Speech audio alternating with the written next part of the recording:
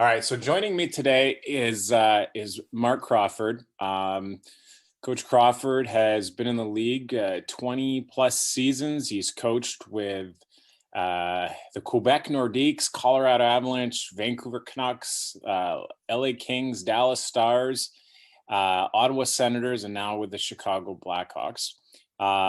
He, in his first season in the NHL, he was the youngest coach to win the Jack Adams Trophy, which is Coach of the Year. And not only has he been a insanely successful coach, he also was a fantastic player in the NHL. I was lucky enough to work with him in Dallas, and can truthfully say that he's one of the best dudes around too. So, Crow, glad to have you here. Thank you for joining.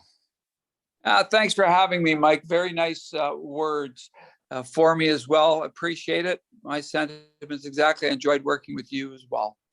So we're going to go through a couple things here, and you're obviously have a wealth of experience. You've seen the kind of evolution of the league. One of the things I didn't mention is that you took a stint and worked over in Switzerland with a lot of younger players and kind of changed your way of coaching a little bit to adapt to the younger generation. But you've been around a lot of great players. I mean, I look at it and I think, the Messier, the Sakics and Patrick Waz, and the list goes on and on. When you reflect back at your time in the league, who are some of the best leaders that come to mind that you've had, and what made them good?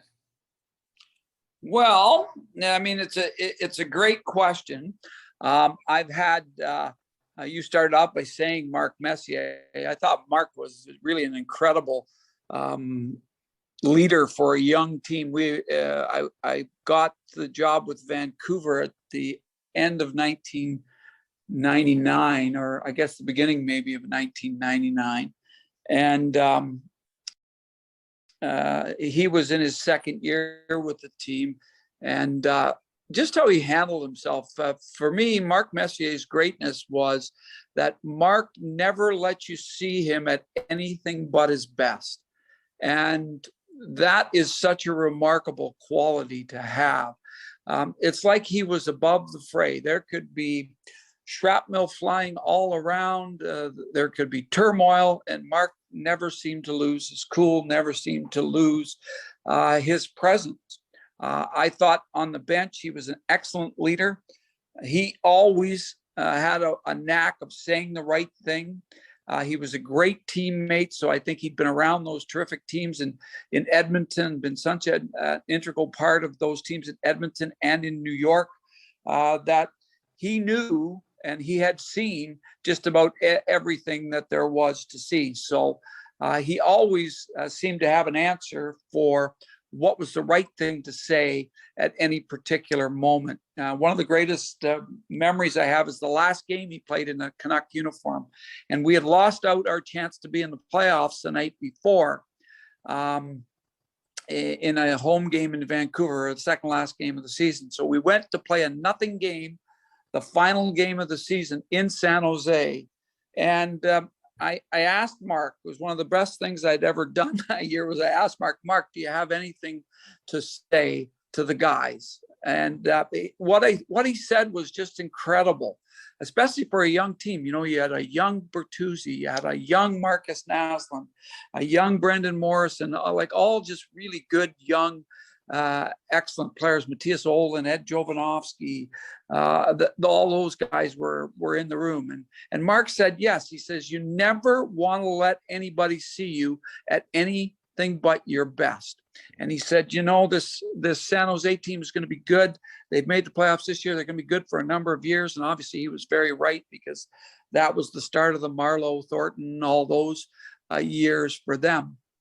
And it had such impact on our players, that just that simple thing of saying, people remember, people know, everybody's always gauging you, everybody's always measuring you. So make sure you're professional and do the right thing with your preparation for this nothing game. I mean, we could no longer make the playoffs. We couldn't advance ourselves in any way other than by doing the right thing and having personal pride. And our team went out and played one of the best games we played in the entire year. We beat San Jose the last game of the season, and I thought it was just the perfect message to give the players. And the fact that it came from our captain and such a noted leader just left such an impact on all of those players that ended up becoming the nucleus of a very good Vancouver Canuck team. Wow, it's really cool. And I was lucky enough to, my short little cup of coffee in the NHL, Marc Messier was the captain when I came into Vancouver.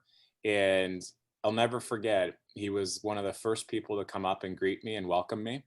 And then also when we were out for warmups, we were playing in Edmonton, and you could hear Mess all the time, just tapping his stick and, being really supportive. As you can imagine, you're pretty young and nervous, and to have a leader kind of show that that type of leadership to me was just amazing. And that's just the type of guy he was. Yeah, absolutely. His presence was second to none. You talked about other great leaders. I had some excellent leaders, going right back to my first year in the league in Quebec. I thought Wendell Clark was a guy that had been the captain of the Toronto Maple Leafs and was involved in the big trade for Matt Sundin. But I thought Wendell was a great leader in the same vein for us in Quebec City that year. And wow, he led with toughness. Yeah. I can remember there being a lot of games where we needed to have a physical edge, and he provided that physical edge and just seemed to make everybody else around him more comfortable. Of course, in Colorado, you mentioned earlier, Joe Sakic. I thought Joe just absorbed so much of the people that he played with in his NHL career, whether it was Peter Stastny or Michel Goulet, Wendell Clark, and certainly Patrick Waugh and Claude Lemieux. Those guys had all won before, and that was the one thing that Joe hadn't done when he was the captain in Quebec. And I thought, while he always seemingly did the right thing and he always played his best, he hadn't gotten the subtleties of leadership. But watching and learning from those great players that he'd been exposed to, I thought made him into one of the preeminent leaders of his time in the National Hockey League. Joe led by example. If we needed something to happen on the ice, he was the guy that was going to go out and make it happen. Joe was a leader in the dressing room from the standpoint of there's nobody that I can remember that worked as hard off the ice as Joe Sakic. He really, I think, captured the attention of Peter Forsberg, because Peter started doing the same things as Joe did in their pregame warm-ups, in their strength and conditioning regiment. And that's what allowed them to be as great as they were, as not only were they exceptionally talented athletes, but they had just got such good habits. Yeah. And I continued going on. Of course, we've talked about Marc Messier, but Marcus Naslund learned so many good lessons from Marc Messier and the other good leaders in Vancouver that he became a great leader. I had a great young player in Los Angeles, Anze Kopitar, who has become one of the best captains in Los Angeles Kings history. And again, I think it's having a great personality. It's having great work ethic. It's having really good rapport with your teammates.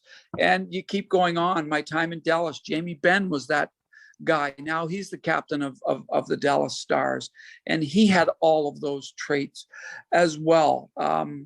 As I continued on in Ottawa, there were a lot of quality people with the Ottawa Senators. And, I think you're starting to see so many of them become captains in their own right. Mark Stone in Vegas now. Jean-Gabriel Pajot was exceptional in what he did. And I thought Erik Karlsson, as much as he was an extremely unbelievably talented guy, what I liked about him was he was just so competitive, and he always wanted to find a way to win a game. Now, in my present job, I've been around Jonathan Toews, and to see him to see Patrick Kane, to see Duncan Keith. You understand why the Chicago Blackhawks won 3 Stanley Cups, because in just those 3 guys, along with Brent Seabrook, they had such a nucleus of great quality people. With Jonathan Toews, I think for him, it's that he has such a desire to find answers. He will knock on every door. He'll question coaching. He'll question referees. He'll question management. He'll question teammates, which always isn't an easy thing to do.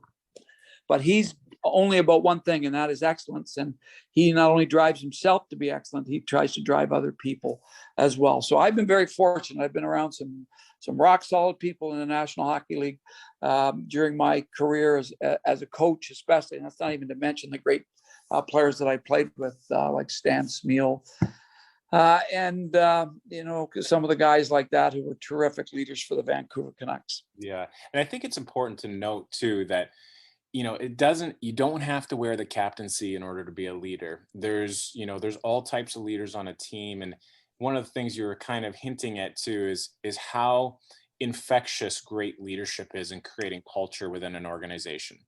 And, we as coaches can sometimes try to set that up, but ultimately it's the guys in the dressing room that you just mentioned that really kind of help build the culture. And then younger guys come along, like you said, Peter Forsberg learning from Joe Sakic, and that culture just continues to grow. The opposite stands true too. If an organization lacks that leadership or culture, sometimes it's harder to get that ship turned around. Yeah, that is true. And again, I like your point. You don't have to wear a leather to be a great leader. One of the guys that was a great leader for us with the Colorado Avalanche team was Mike Keane. And Mike's role on that team was one of, I just think he kept everybody on an even keel.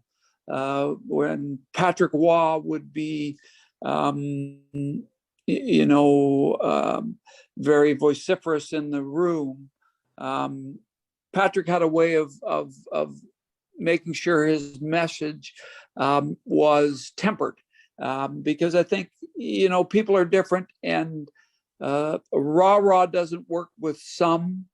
Being quiet and very introspective and explaining thoroughly works with others, and some people need a push. So having someone that understands the balance that a team needs, and that's what Mike Keane, I think, did so well. He was a terrific competitor, but I thought he tempered the messages of Adam Foote, of Patrick Waugh, of Claude Lemieux, of Joe Sakic. He had a great feel for the emotional state of everybody on his team, and I thought that he did a great job of filtering messages, which sometimes is such an important trait to have. So that's just an example of a guy that didn't wear a leather for us with the Colorado Avalanche, but he was certainly a big part of our leadership group. And I also liked your point that it ends up being that you have more than just a captain. Usually it's a group of leaders that end up running teams. Yeah. And in my experience, Mike, it's been that the best teams are driven from within the dressing room. Mm-hmm. A coach can say what he wants, and a coach can be very demanding. A coach can be as good as he possibly can, but the buy-in has to come in from the people in the dressing room.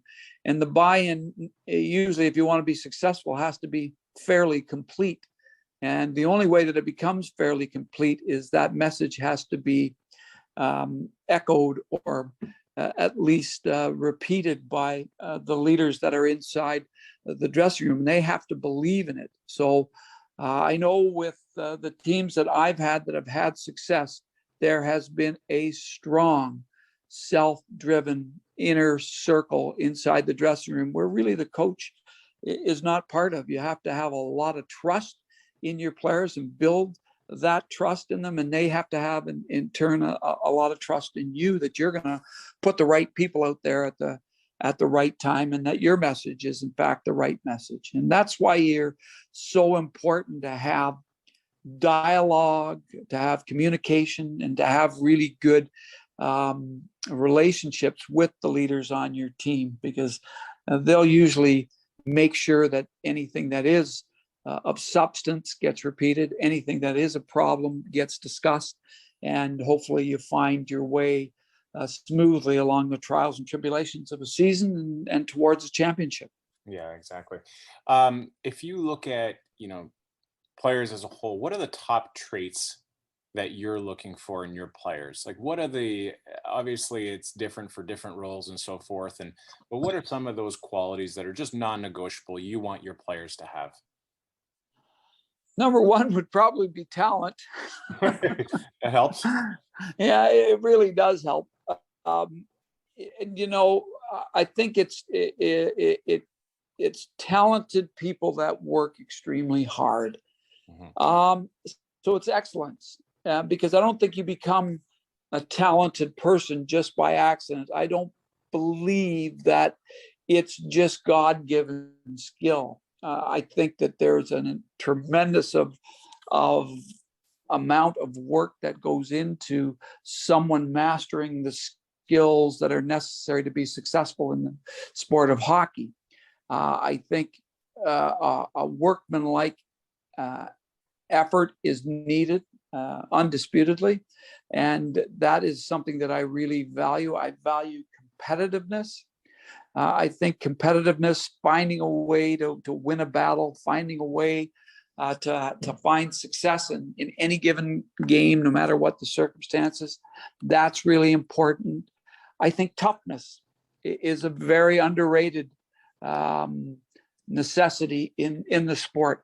In my experience, you need toughness to win, because the battles that you go through require that there's a lot of physicality and that you win some physical battles.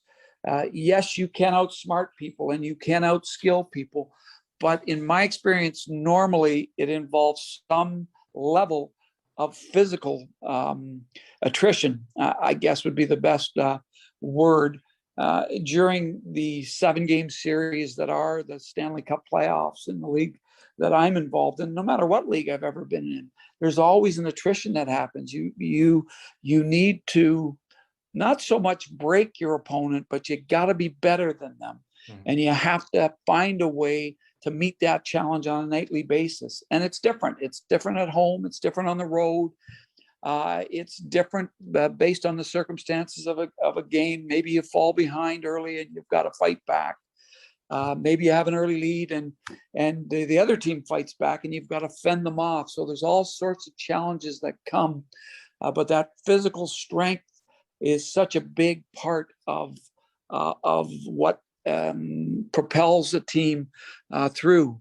But I like all of those attributes, and I think having intelligence, skill, vision, those are all attributes that are necessary. I think any great player that I've had has had tremendous vision. They see the game so well. They see what's happening, and they see about all these things that I've been talking about are happening, and they usually have enough intelligence that they know instinctively what the right thing to do or what the right response is. I love it. I'm going to ask you a tough question that you may not have been asked a lot, and I have my own opinion on this, but what makes Marc Crawford good?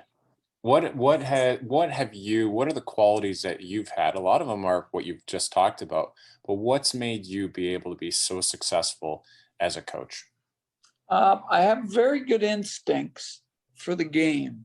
So I think I see the game as it's settling out. And I think I see which players are going and which players might not be going. And because of that, I trust that I trust the judgment that I have, and I make decisions according to that. And, as I've gotten older and gotten more experienced, I've seen situations over and over and over again. So experience helps, because it maybe allows you to say, okay, I've seen this before, maybe not do what I did last time. Let's change the approach. But it also can be another way. It can be something where you see it for what it is, and then you react in the proper way. I will say this: I was much more instinctive as a coach earlier in my career. I've used more experience later in my career because I think that's just the aging process. I'm not sure which is better. And I say that knowing that that's probably not a very comforting thought for a lot of people. But I do think that trusting what you believe in is really important. And as I said early in my career, I was so gung-ho that I think I really did trust myself almost emphatically. And now as I've gotten older, I've tried to reason things out. And maybe that's because I've got myself in trouble with instinctively being emotional. And now I've recognized that not everybody is as emotionally charged as I am, and you can create problems if you're over emotional in games. So I think that's probably the reason why I am like I am.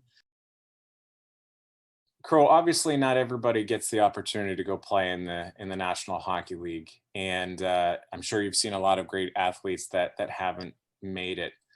What are some of the things within hockey that you believe gives anybody that's been lucky enough to compete at a high level certain lessons, certain superpowers to succeed in just regular work world? Well, I think, first of all, it takes so much preparation. It takes so much effort. It takes so much of your own excellence to rise in the hockey world. So no matter if you play at the high school level, if you play at the competitive U18, U20 level, if you play at the minor league level, if you play at the NHL level, if you play at a world level, because you've been putting so many good qualities into being the best that you can be, you're already doing so many things that are the recipe for success in any walk of life. If you're working in a factory, if you have great habits and you do your job well, then hopefully your factory is a successful one and you're putting out products. Maybe you're getting bonuses because your production is good. Those are all the habits that are necessary to be successful in athletics. They're necessary to be successful in any workplace. When you think about schooling, you can't just be smart by hearing one thing one time and having a great memory. Usually you've got to study, you've got to read, you've got to ask questions, you've got to find out more. You've really got to search and find a way to grasp more and more knowledge. Again, that's what great players do, is they're thirsty to improve. I think having an improving mindset is such an important attribute to have, where you constantly don't just rest on your laurels. You're always finding a way to be a little bit better, whether it's 1% or 2% or 5%. I think there's always something that you can do in any walk of life to make your next day that much better. And I was lucky enough to have parents who kind of displayed that mindset for us, for all my brothers and my sisters. And we were always not pushed, but we were always encouraged to try and be the best that we can be, whether it was in education or in sports or as people. And again, I think that's what you want to do. You want to have that reputation as someone who strives for excellence, as someone who exhibits that improving mentality, that's someone that tries to find solutions, someone that is a problem solver. It's not always that you're going to be the guy that's going to get it done, but hopefully you recognize other people that have like qualities, and you delegate well, and you find a way to, as a group, become successful. Because I think that also is such a big attribute of what happens in a team sport, is you learn to work well with others. And boy, that's going to come up so many places in the rest of your life. It's going to come back up in any workplace that you have. It's going to come up in your family. It's going to come up in your marriage, usually. Trying to find way to problem solve, trying to find ways to work together. I mean, I'm at the point now where I've got older children, and we have a lot of discussions with our extended family. Whether it's my son's wife, my daughter's boyfriend, our mother, our mother-in-law, aunts and uncles. So we're constantly trying to do things that involve groups of people. And when you have that skill set, hopefully you can find solutions that makes your day-to-day life a little bit easier. 100%. Well said. Last question here, Crow. You're sitting down at a table. Across from the table is young 18-year-old Marc Crawford. You get to give him one piece of advice. What do you tell him? I would tell him, work harder than even you think that you're going to have to. As I look back, I know I worked very hard, and I know that I didn't cheat myself, but I know that there's another level as well. And I think knowing where I sit now, having seen that other level, that's what I would tell my 18-year-old self, that, you can push yourself even harder than you think you can push yourself. And, the best of the best, they don't get there by accident. They usually have the best work ethics. They have the best practice habits. And that ends up usually being the difference maker.